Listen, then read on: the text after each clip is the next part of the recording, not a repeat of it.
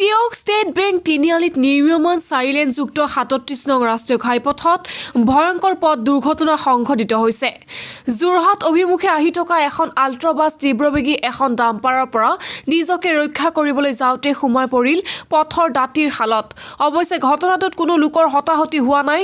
পথৰ দুৰৱস্থা তথা নিশা ডাম্পাৰৰ অটপালিৰ বাবেই এইদৰে প্ৰায়ে উক্ত পথত দুৰ্ঘটনা সংঘটিত হৈ আহিছে বুলি চৰ্চা স্থানীয় মহলত। ডাম্পাৰখন কোনে ধৰিলে? কোনো নাই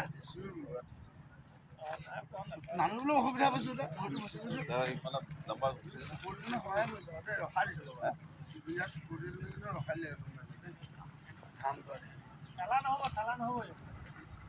আহিছিলে মই পখৰমুণ্ডৰ পৰা আহি আছিলোঁ। কি হ'ল কথাটো? পখৰমুণ্ডৰ পৰা আহি পেলাই মই আমগুৰিত মানুহ নমালোঁ। আমগুৰিত মানুহ নমাই মই খালী গাড়ী আহি আছোঁ। আহি পেলাই মই এইডোখৰ ৰাস্তাটো বেয়া দেখি পেলাই মই একেটা চাইডত মই আহি আছোঁ। ট্ৰাকখনো সেইফালৰ পৰা আহিছিলে দুইখন ডাম্পাৰখন ওঠৰচকীয়া।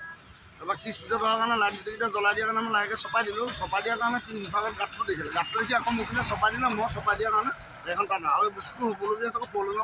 প্ৰব্লেমৰ কাৰণে হ'বলগীয়া আছে কথাটো। মানে এনেকুৱা কণ্ডিশ্যন এটা নহ'ল তাতে। আৰু ইমান ডাঙৰ গাঁতডাল দেখাৰ পিছত ফ'ৰলেনটো অন্তত অকণমান জেগাডোখৰ সুবিধাজনক কৰিব লাগে বাছ চাছ চলিবৰ কাৰণে বা সৰু গাড়ী চলিবৰ কাৰণে। আৰু কোন আছিলে আপোনাৰ লগত? মোৰ লগৰ হেণ্ডিমেন দুজন আছিলে, মই আছিলোঁ।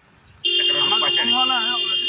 এতিয়া তথাপি তাৰ অসুবিধাটো ফ'ৰলেনৰ কামৰ এই গাফিলতিৰ কাৰণেহে নিয়ৰ অৱস্থা হৈছে। নহ'লে এনেকুৱা এটা পৰিৱেশ নহ'লে হয়।